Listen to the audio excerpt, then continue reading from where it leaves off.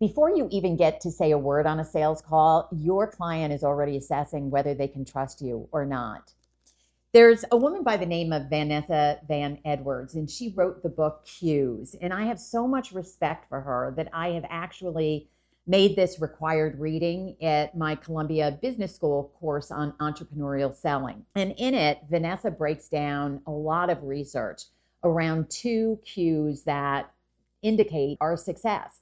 One is warmth and one is competence. And so today, what I'm going to be doing is taking some of that research and putting it in the context of sales to see how warmth and competence can impact our sales success. By the end of this video, you will know the exact signals that you can send to create a climate of trust with your client. Before we get into the cues, if you'd like to have a conversation about applying this to your sales conversations, schedule a call at any time. The link is below. Vanessa cites research out of Princeton that shows that 82% of a person's impression of us has to do with two things: warmth and competence. Not credentials, not what you say, but warmth and competence. Here's why it matters in sales almost more than anywhere else. As much as 93% of the impressions that we give are actually nonverbal. It's not what we say.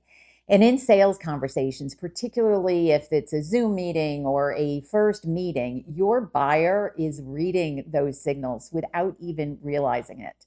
Warmth answers the question, can I trust her? And competence answers the question, can she actually help me? Here's the trap. Most of us lean into one or the other. Coaches and consultants who want to be taken seriously can lean into competence cues and can sometimes come across as cold or transactional. And coaches and consultants who want to be liked can over-index into those warmth cues and not be viewed as credible. You need both. And the good news is that these signals can be sent deliberately in a way that is really authentic and genuine to you. So let's start with warmth.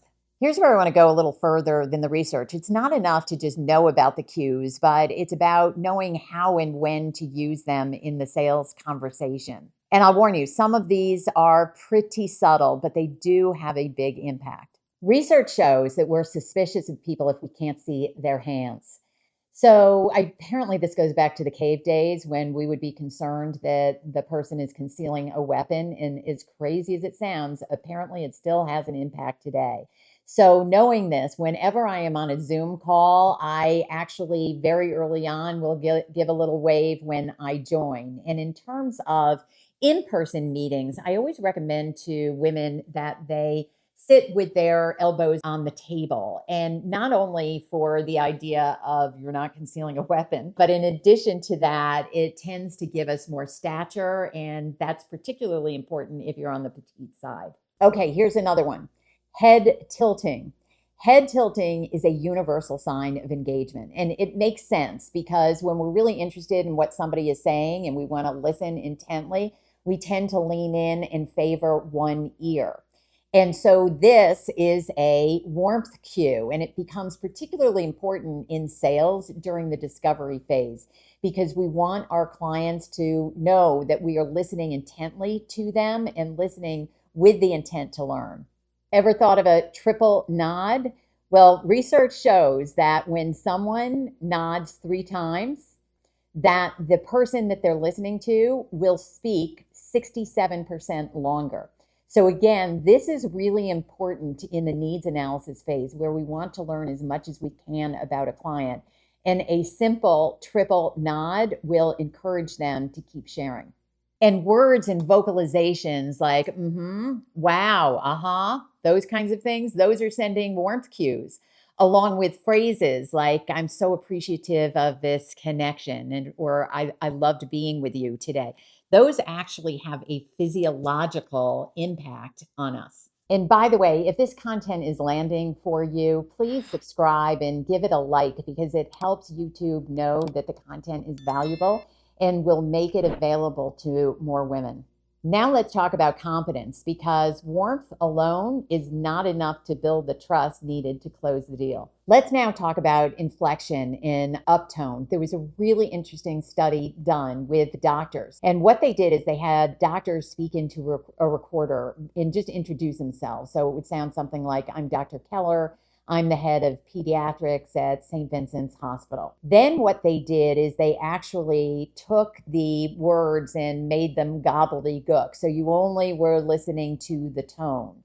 And they had people listen to these introductions of doctors. And what they found is doctors who ended on an uptone were considered to be less trustworthy, less reliable, and have more malpractice situations than those that ended on the down tone. This uptone, which basically is ending statements as if they were questions, think Valley Girl, can have a detrimental effect on our sales because we don't sound as confident and as sure. That's particularly important when we are describing our offer or when we are presenting the price. So if you question whether or not you might have an uptone, a great way to figure this out is just to listen in on some of your sales calls, tape them, and see if in fact you have an uptone and become really conscious about ending those sentences as if they're a declarative statement. Eye contact sends competence cues, and we all know that. We were taught very early in our careers. I'm sure you're very good at that. But it becomes particularly challenging in a Zoom environment. And I see very professional and talented women coaches and consultants who are looking anywhere except the lens. And so my recommendation, if that is you, is to put a little smiley face next to the lens because it will remind you and eventually train you that that is where you need to be looking. And it becomes particularly important at key moments in the sales conversation, like when you are discussing your price. Research shows that liars tend to clench their fingers. And one of the things that Vanessa says is that hands don't lie. And she uses the example, it's hard to hold up 3 fingers and at the same time say that it is 5.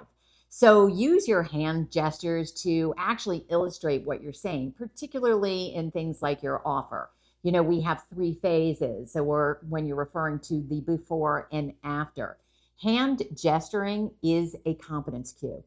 And finally, let's not forget how important our background in lighting is in a Zoom environment.